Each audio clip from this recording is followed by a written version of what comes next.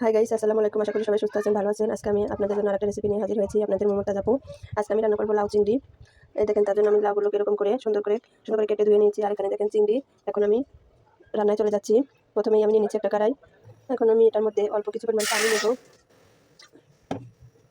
এখন আমি পানির ভিতরে অল্প করে সব কিছু অ্যাড করে দেবো। প্রথমে দিচ্ছি পেঁয়াজ কুচি, দিয়ে দিচ্ছি রসুন কুচি, স্বাদ মতো লবণ, আর নিয়ে নিচ্ছি কয়েক ফালি কাঁচা লঙ্কা, আর নিয়ে নিচ্ছি সামান্য পরিমাণ হলুদ গুঁড়ো।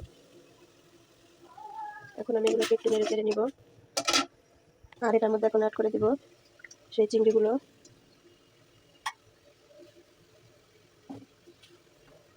এখন এটার মধ্যে একটু কিছুক্ষণ নেড়ে চেড়ে নিয়ে আর অ্যাড করে দিব সামান্য পরিমাণে আগে থেকে মিক্স করে রেখেছি আদা রসুন জিরা পেস্ট, এগুলো অ্যাড করে দিলাম। এখন অ্যাড করে দিচ্ছি লাউগুলোকে আগে থেকে আমি পরিষ্কার করে রেখেছি। এখন লাউগুলোকে ভালো করে নেড়ে চেড়ে নিব। দেখেন কালারটা কত ভালো লাগছে, এখনই ইয়ামি লাগছে। লাউ চিংড়ি আসলে খেতে অনেক মজা। যারা রান্না করতে পারে না, আমার নিয়মটা ফলো করবেন। কিছুক্ষণের জন্য নেড়ে চেড়ে নিলাম। নেড়ে চেড়ে নেওয়া শেষ। এখন আমি পানি অ্যাড করবো। লাউতে আসলে সাবধানে পানি অ্যাড করতে হয়, কারণ অনেক সবজি আছে পানি শুষে খেয়ে ফেলে, কিন্তু লাউ সেরকম না। লাউতে তারও পানিটা চলে আসে।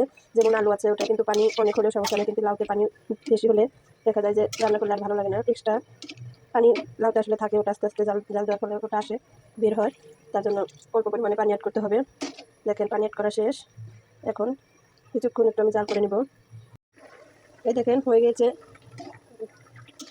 আমি নিব। এখন আমি এটা, এই দেখেন এই সময়টা নামাতে হবে যখন একটু লাউটা সিদ্ধ হবে তখন।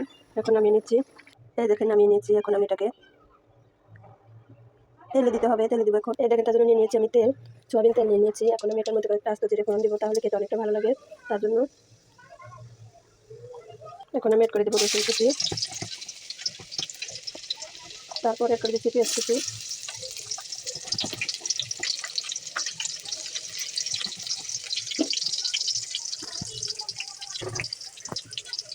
একটু লাল লাল করে ভেজে নিব। দেখেন প্রায় ভাজা হয়ে গেছে। একটু লাল লাল করে ভেজে নিতে হবে, তাহলে সেন্টটা অনেক সুন্দর আসবে, খেতে অনেক ভালো লাগবে। তার জন্য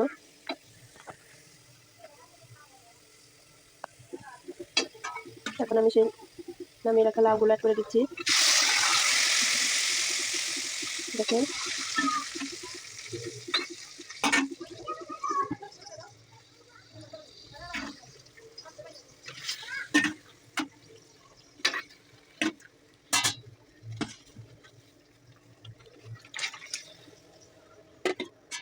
এখন এই দেখেন অল্প কিছুক্ষণ এভাবে রান্না করতে হবে,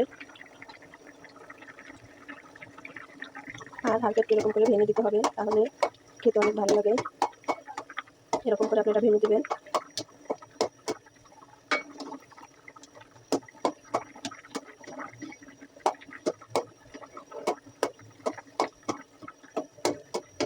তো এটা কমপ্লিট হয়ে গেল আমার লাউ চিংড়ি রেসিপি।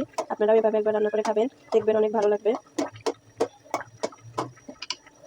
এই দেখেন হয়ে গিয়েছে, এখন আমি নামিয়ে নেব। দেখেন হয়ে গিয়েছে, কত সুন্দর লাগছে কালারটাই। দেখেন তো, সবাই ভালো থাকেন, সুস্থ থাকেন, আল্লাহ হাফেজ।